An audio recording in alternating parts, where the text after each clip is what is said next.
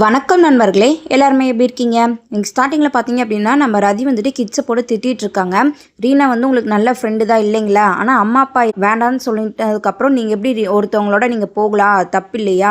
நீங்கள் மார்க் கம்மி எடுத்தீங்கனால தான் நான் ஃபுட்பால் டீமில் வேண்டான்னு சொன்னேன். ஒரு வாரம் உன்னால் ஃபுட்பால் விளையாடாமல் இருக்க முடியாதா? இது என்ன பழக்கம்? புதுசாக அம்மா அப்பா இல்லாமல் நீங்கள் தனியாக போகிறது அப்படின்னு சொல்லி திட்டிகிட்டு இருக்காங்க. கரெக்டாக அந்த டைமில் வர்றாங்க. சரி விடு ரதி அப்படின்றாங்க.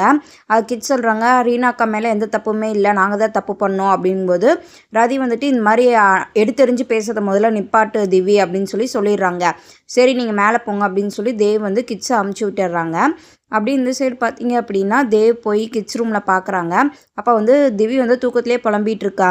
இந்த மாதிரி சாரி அக்கா, என்னால் தான் நீங்கள் திட்டு வாங்கினீங்க, என்னை மன்னிச்சிருங்கக்கா அப்படின்னு சொல்லிட்டு புலம்பிகிட்டு இருக்கா.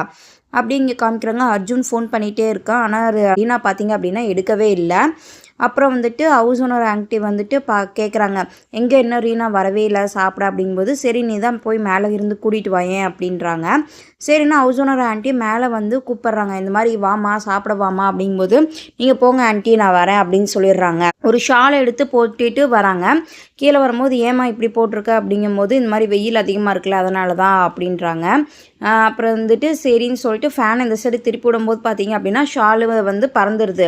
ஷால் பறந்ததுமே அடிச்சிருக்க கை தழும்பு வந்து தெரிஞ்சவுமே கேட்குறாங்க, என்னாச்சு யாரோ அடித்த மாதிரி இருக்குது, என்ன ப்ராப்ளம் சொல்லு அப்படிங்கும்போது நம்ம ரீனாவும் வந்து நடந்த விஷயத்தை எல்லாமே சொல்கிறாங்க. அப்போ house owner uncle Ganesh uncle வந்துட்டு கோவப்பட்டு, என்ன தைரியம் இருந்தால் அந்த பொம்பளை வந்து உன்னை அடிப்பா, வா என்னன்னு போய் கேட்கலாம் அப்படின்றாங்க. ரீனா வந்துட்டு அதெல்லாம் எதுவும் வேண்டாம் அங்கிள் விடுங்க அப்படிங்கும்போது, இதெல்லாம் கேட்டால் தான் சரிப்பட்டு வரும், வா போகலாம் அப்படின்னு சொல்லிட்டு ரதி வீட்டுக்கு போயிடுறாங்க. ரதி வீட்டுக்கு போயிட்டு கூப்பிட்றாங்க, நீங்கள் வந்துட்டு எப்படி இவளை அழிக்கலாம், இவளுக்கு யாரும் இல்லைன்னு நினச்சிட்ருக்கீங்களா, நாங்கள் இருக்கோம், என்ன தான் நடந்திருந்தாலும் நீங்கள் முதல்ல வந்து திவ்யெல்லாம் கூப்பிட்டு கேட்டிருந்துருக்கணும், அதை விட்டுட்டு நீங்கள் எப்படி கை வைக்கலாம், அவங்களுக்கு யார் ஃபஸ்ட் அந்த ரைட்ஸ் கொடுத்தது, இனிமேல் இந்த மாதிரி ஏதாவது பண்ணீங்க அப்படின்னா நாங்கள் சும்மா இருக்க மாட்டோம் பார்த்துக்கோங்க அப்படின்னு சொல்லி சத்தம் போடுறாப்புல. அதான் வந்துட்டு நம்ம ரதி சொல்கிறாங்க, இந்த மாதிரி அவள் ஸ்விம்மிங் பூலில் விழுந்துட்டா அதனால தான் அப்படிங்கும்போது, என்னதான் இருந்தாலும் நீங்கள் எப்படி கை வைக்கலாம், நீங்கள் வந்து அது உங்கள் பொண்ணை முதல்ல நீங்கள் கேட்டிங்களா அப்படின்னு சொல்லிட்டு சத்தம் போடுறாங்க. அதே டைமில் நம்ம தேவ் வந்துட்டு சாரி அங்கிள் அப்படின்னு சொல்லி அமுச்சு விட்டுறாங்க.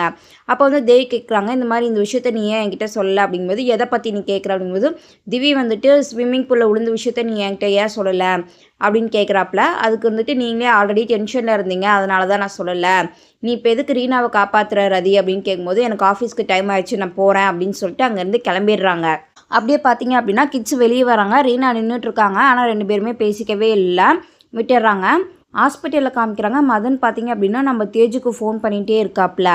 அவனை தேஜு அட்டன் பண்ணி என்ன விஷயம் அப்படிங்கும்போது, நீ சொன்னதை வந்து நான் யோசிச்சு பார்த்தேன், கரெக்டாக தான் இருக்குது, நீ வந்து அர்ஜுனுக்கும் ரதிக்கும் இடையில வந்து பகையை உண்டாக்கி விடு, நீ சொன்ன மாதிரியே அந்த ஹாஸ்பிட்டலுக்கு சிஇஓவை நான் வந்து உன்னை மாற்றிடுறேன், இந்த டீலுக்கு ஓகேவா அப்படின்னு சொல்லி கேட்கும்போது நம்ம தேஜுவும் சரி ஓகே அப்படின்னு சொல்லிடுறாங்க. அதே டைமில் நம்ம நவீன் வந்து என்ன இவ்வளோ சந்தோஷமாக இருக்க, யார் கூடயே கெடுக்கலான் இருக்க அப்படின்னு சொல்லி கிண்டல் பண்ணிகிட்டு இருக்காப்புல.